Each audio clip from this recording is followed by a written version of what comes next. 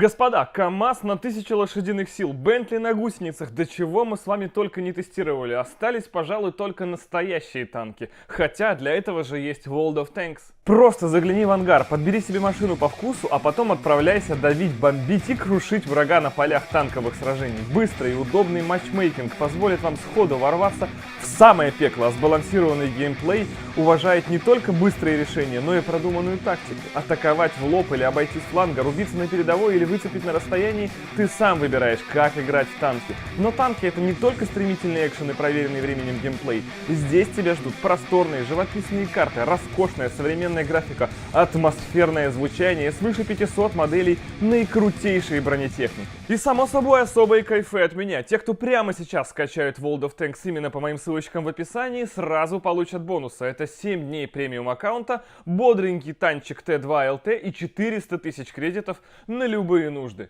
Дерзайте. Здравствуйте, господа! И что ж, после следующей серии, после успешного офигенного выезда, нужно продолжать движение дальше. И само собой понятно, что после первого выезда все больше всего всегда любят внешку. Да и само собой красивая нарядная машина, она как бы радует глаз. А тем более КамАЗик, если его сделать ярким, как вот прямо игрушкой, которую в детстве все еще вытаскали по полу, то это будет безумно круто. Поэтому сейчас мы прежде всего начинаем с внешки. Хотя серия у нас про дрифт-корч.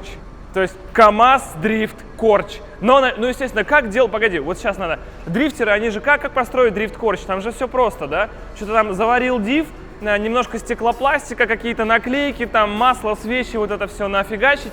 No drift, no fun написать, ну и все, и покраситься. Дрифт-корч готов. Соответственно, мы уже смотрели все эти видео. Мы начинаем.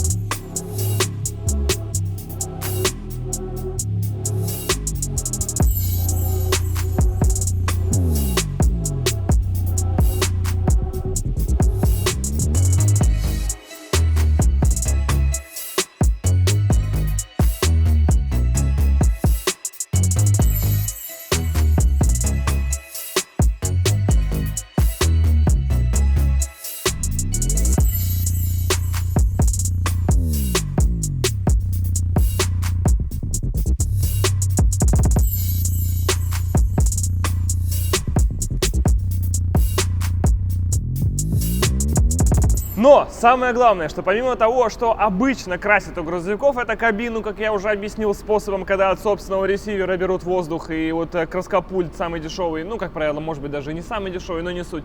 Это покрасить раму. Покрасить раму всегда капец насколько сложнее, чем кабину, потому что рама находится под чем-то, как правило, под будкой. Хорошо, если самосвал, там хоть можно как-то кузов поднять, но обычно, если это еще что-то просто борт или действительно будочка, то это уже очень сложно. И, как правило, раму красят только снаружи, так вот чуть-чуть потихонечку. В нашем же случае будет возможность раму прокрасить полностью, потому что есть возможность машину разобрать. Таким образом, даже самые труднодоступные участки окажутся зачищены и обработаны. Ну вот это мы уже прямо к заводу подходим. Вот это прямо Русавто, вот это прямо топчик. А еще мы эту раму потом покрасим, а потом разрежем. Да? Класс! Вот это уже специфика клиента, господа. Вот так здесь не принято, но надо. Потому что мы сейчас спешим на Royal Auto Show. Кстати, в этом же видео будет Royal Auto Show, представляешь? Вот, да, и мы все с вами увидим, что там будет происходить. Ну, для начала нужно накрасить свисток. Погнали!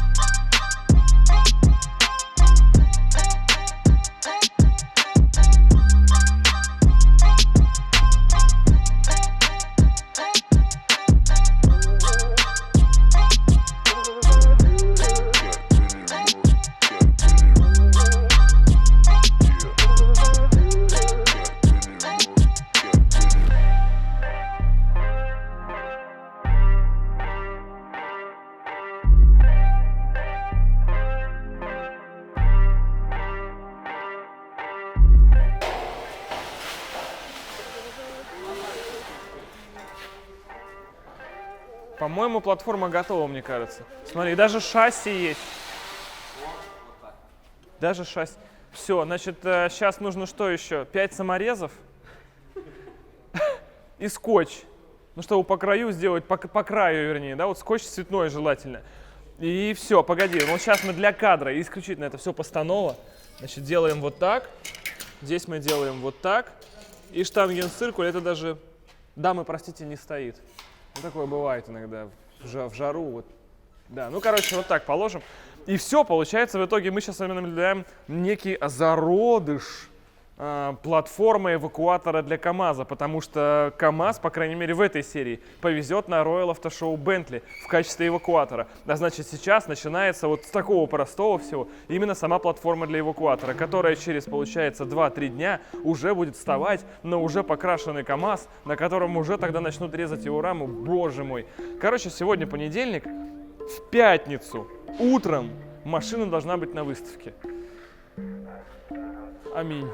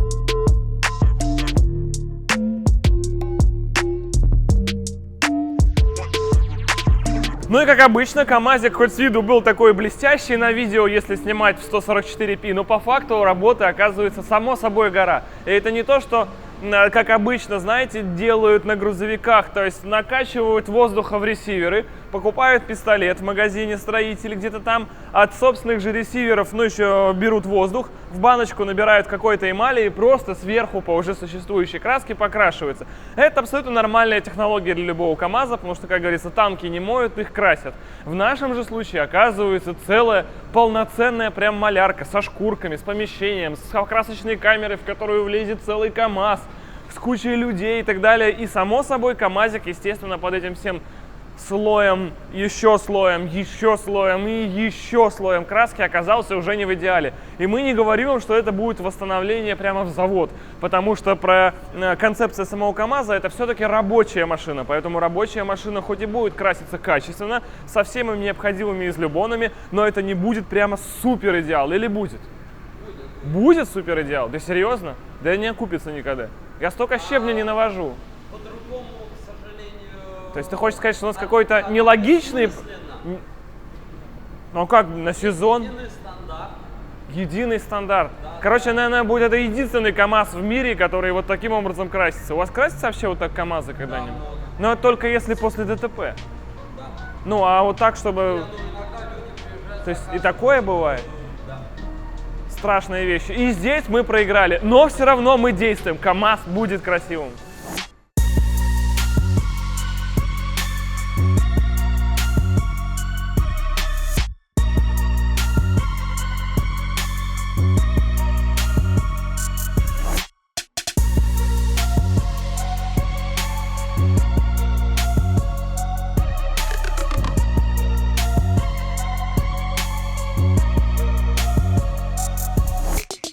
И, казалось бы, хотя никаких заморочек нет, это просто платформа, здесь просто много железа, его нужно сварить аккуратно по линейке, плюс так, чтобы оно подходило к КАМАЗу, хотя у нас есть даже, смотрите, вот такие штуки есть, да, за которые можно цепляться и перевозить машину безопасно, но это все делается в жесточайших сроках, потому что сегодня среда, а завтра вечером КАМАЗ уже должен заезжать на выставку.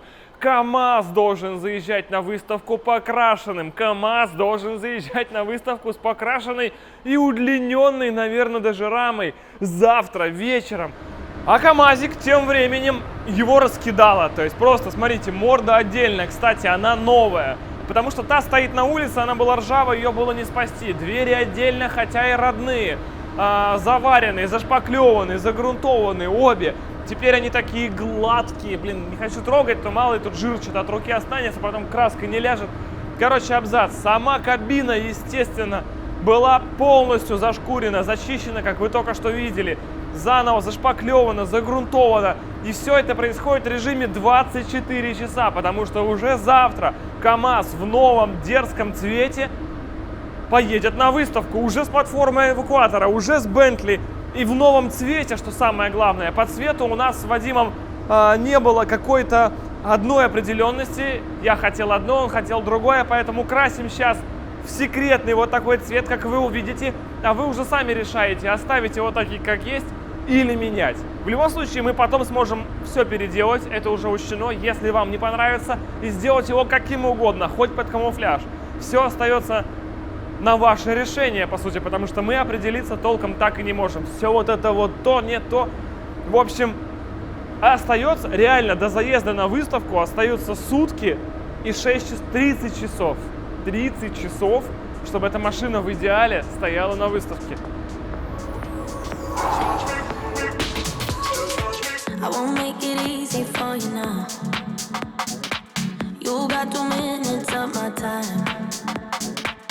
I don't really break too easily, but I'm worth it, 'cause I'll slip into your dreams tonight. Так, ну и поскольку сроки жмут на пятки, надо красить все самому, чтобы потом парням было проще переделывать после меня. Поэтому у меня есть комбез, маляра, который я сейчас просто по хардкору одену прямо так. И самое главное, перчатки. Маска, пучеглазы, это все вообще не для нас. Зрение у нас вечное, легкие, запасные. И все, я иду к тебе, пупсик. Смотри. Теперь тебе конец, петушок.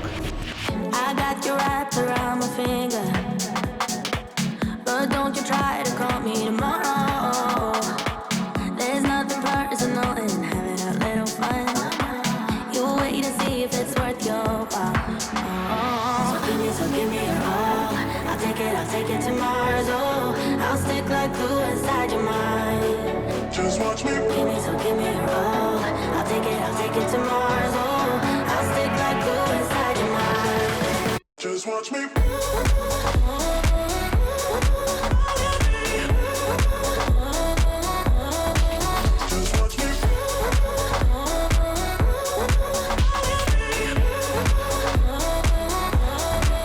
Just watch me.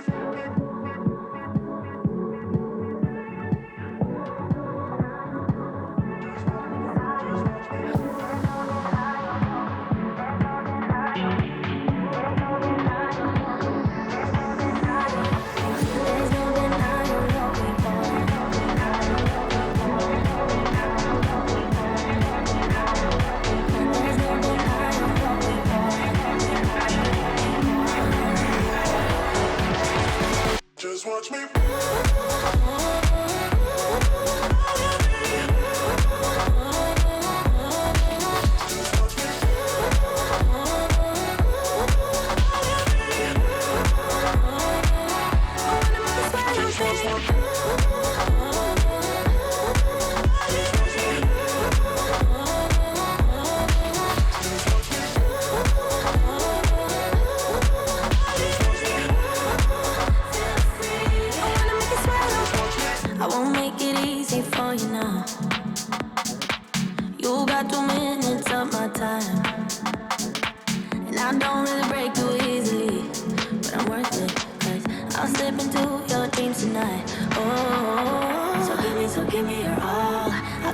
Take it to Mars, oh, I'll stick like glue inside your mind. So give me your all. I'll take it to Mars, oh, I'll stick like glue inside your mind. Итак, господа, времени 10 часов 15 минут на день позже, чем началась выставка. В связи с этим у нас сейчас могут возникнуть конкретные проблемы, потому что все экспонаты уже там расставлены, и нам сейчас оттуда, может быть, ничего не вытащить и ничего сверху на наш эвакуатор, что самое обидное, будет и не поставить. Ну, в крайнем случае, мы подумали, запихнем на него сверху мой СВР, только чтобы что-то там, в общем-то, было. Едем в полунеизвестность. Сейчас все расскажу. КамАЗ рыжий, дикий, блестящий, с платформочкой. Прямо мы сейчас что подумали, что мы когда приедем на выставку, никто не поймет, что это наш КамАЗ. Все просто подумают, что это другой КамАЗ, потому что он настолько стал идеален, он весь выкрашен, он весь четкий, он другого цвета, он с платформой, его таким еще никто никогда не видел, и к нему такому еще никто не привык. Поэтому впереди неизвестность. Погнали!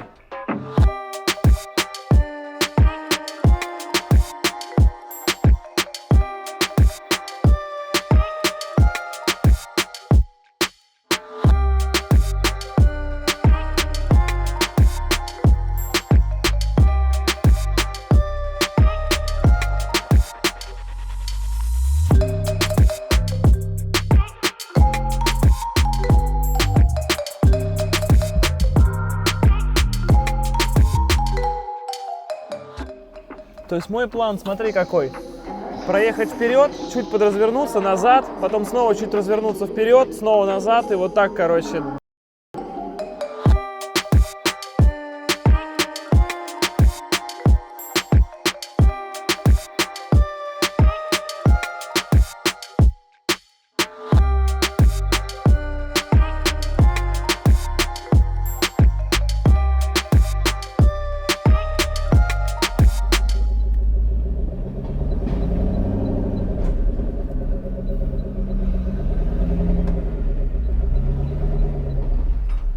Короче, прикол в том, что мы, к сожалению, не смогли найти в 1:30 ночи грузовой эвакуатор. Поэтому у нас есть два легковых эвакуатора, которые поднимают Бентли каждый на свою сторону. А потом к этому подъедет КамАЗ, потому что сходни на КамАЗе сделать мы также не успели. Соответственно, Бентли задом переедет на КамАЗ, и уже потом КамАЗ с Бентли в сборе встанет обратно на место на выставке. Зашибись, я придумал рубрика, а?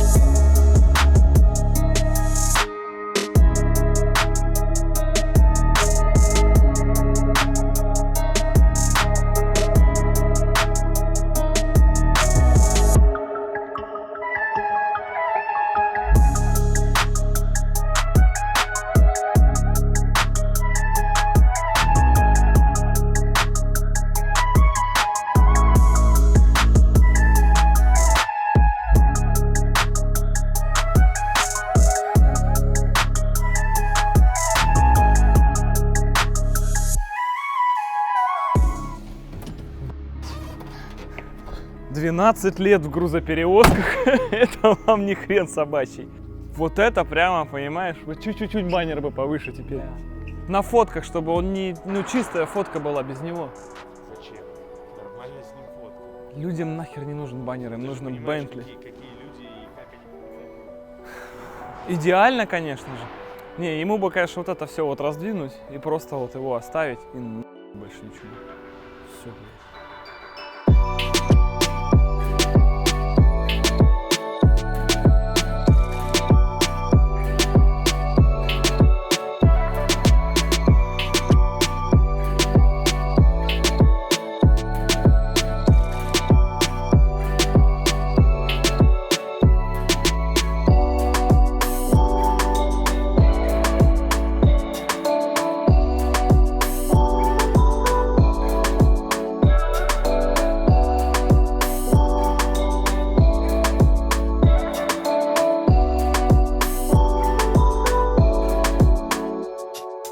Но миг славы был недолг, потому что выставка выставкой, но машинка рабочая, ей надо работать. И в нашем случае ее работа заключается в том, чтобы создавать шоу. А для этого нам нужно как минимум поехать боком. Соответственно, у нас есть уже снятые 2 задних дифференциала.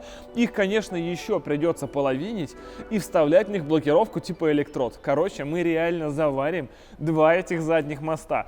И если вы думаете, что мы точно знаем, что делаем, нет.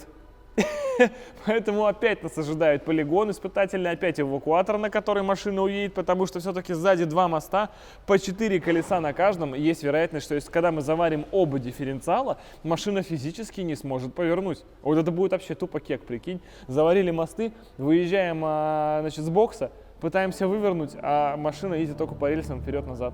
Но верим мы, безусловно, в лучшее. И если она отсюда вывернет и повернет, после заварки дифференциалов она сможет дрифтить. Поэтому сейчас сняли диффы и варим.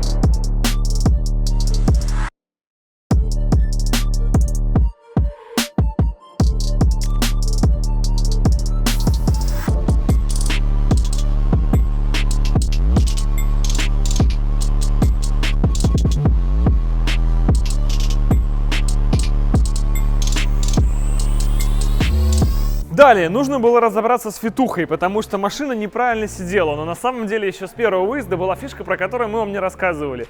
Передние рессоры были сильно уставшие, и когда на них стал новый двигатель, рессора практически легла на отбойник, то есть у нас не было никакой амортизации в передней части, машина прыгала на всех кочках, это неправильно, некомфортно, вообще что за бред.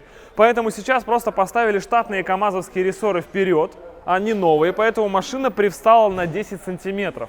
Возможно, этого не хватит, потому что двигатель-то сильно тяжелее родного камазовского, и нужно будет еще от старых пару листов запихать в новый. Тогда она еще привстанет, и уже у нас с подвеской будет все нормально. Ну а по фитухе мы считаем, если мерить, то в принципе что, вообще влезает спокойно. Не знаю, как там это может называться, надо Борю с Федяном попросить в комментах здесь отметиться. Боря с Федяном, вот это вот, это какое? Это тукит, хукит, что там, как это, как это называется? Я не знаю. Холофлаш, флаш там вот это, как это все вот. Ну, короче, вот такой примерно у нас сейчас зазор. И при этом у нас наконец-то рама встала нормально в параллели земле, потому что раньше морда лежала ниже, чем была задняя часть. Сейчас у нас, соответственно, все четко, а значит, мне уже просто ехать в кабине будет в следующей серии гораздо комфортнее. Значит, будет больше зацепа, большая уверенность в поворотах, и наш КамАЗик всех точно нагнет. Также будет исправляться еще 1000 мелочей, которых мы не говорили в прошлом видео, но они были, ну, наверное, не было смысла на них заостряться. Но просто, чтобы вы понимали, на что уходит время. К примеру, топливные фильтры поменяли, потому что в прошлый раз что-то спешили перед первым выездом, его не поменяли. И в итоге, когда долго едешь на прямой 80, машина начинает терять тягу, потому что ей, по ощущениям, просто не хватает топляка. А если после этого еще сразу заглушиться, она не заведется, пока, собственно, лягуха и обратно не накачалась. Сейчас же вот у нас, собственно, лягуха есть. Но вот сейчас там все равно пусто, я чувствую. То есть, возможно, дело даже было не в фильтре. Что вот этой лягухой обычно накачиваешь, пока она прямо не набьет. Но вот сейчас она не добивает, короче. Ну, не суть. Фильтры поставили новые без грязи, потому что в старом просто было вот так вот с кулак песка. Помимо этого еще меняются настройки чувствительности педали тормоза. Там еще воздух весь 10 000 раз перепроверяется. Ну, в общем, это называется настройка. И это обычно никогда не входит в наше видео, но на это уходит неделя.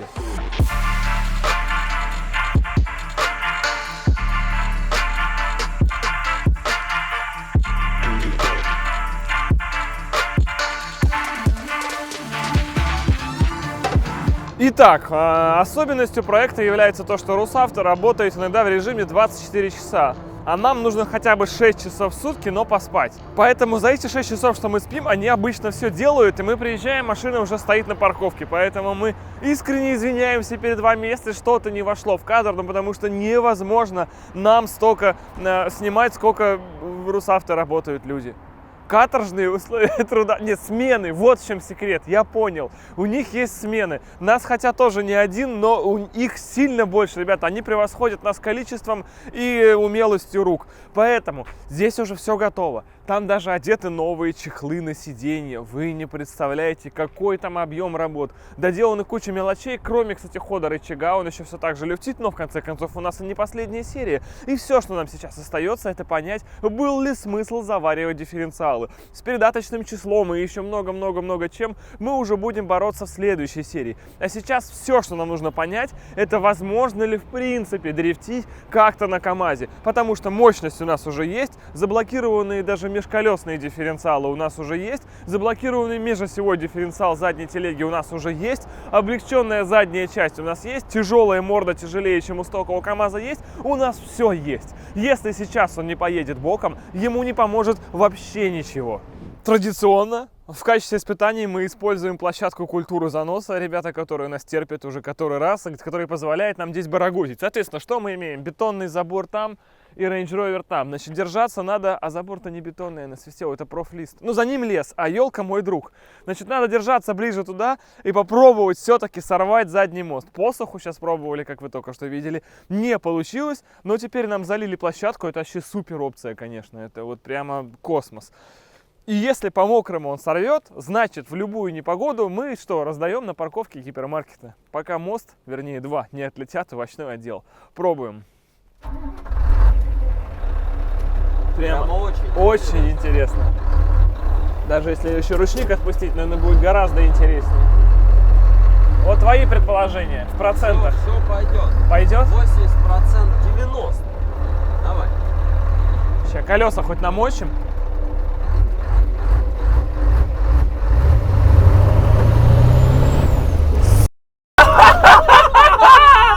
Есть! Да! Да! Дальше надо только прикататься, короче, и понять, во-первых, сейчас где задние, во-вторых, это огонь! Это возможно!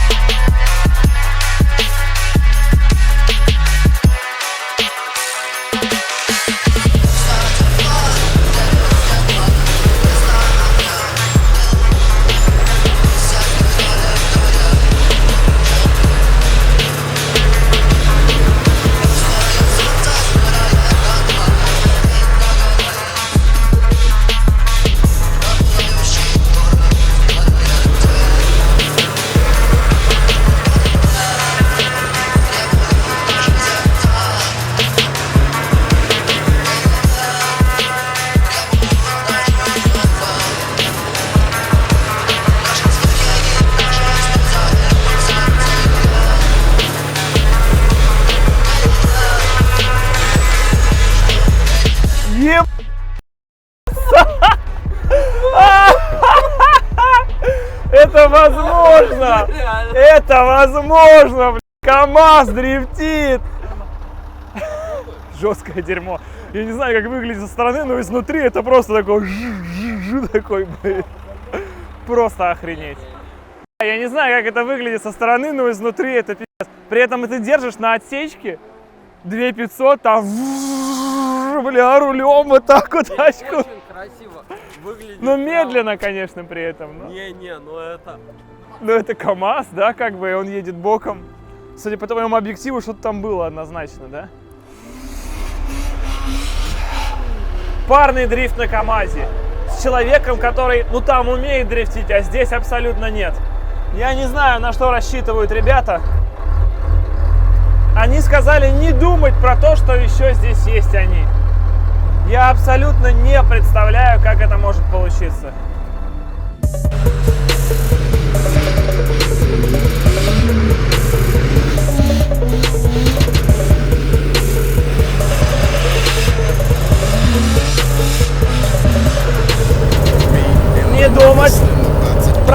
ну, сзади.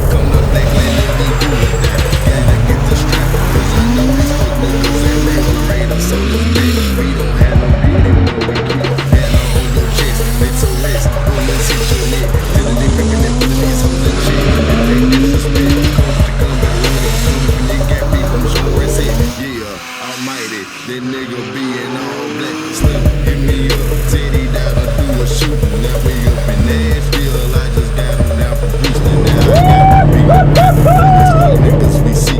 I don't care about spirits hiding me. I still be smoking blunts, G.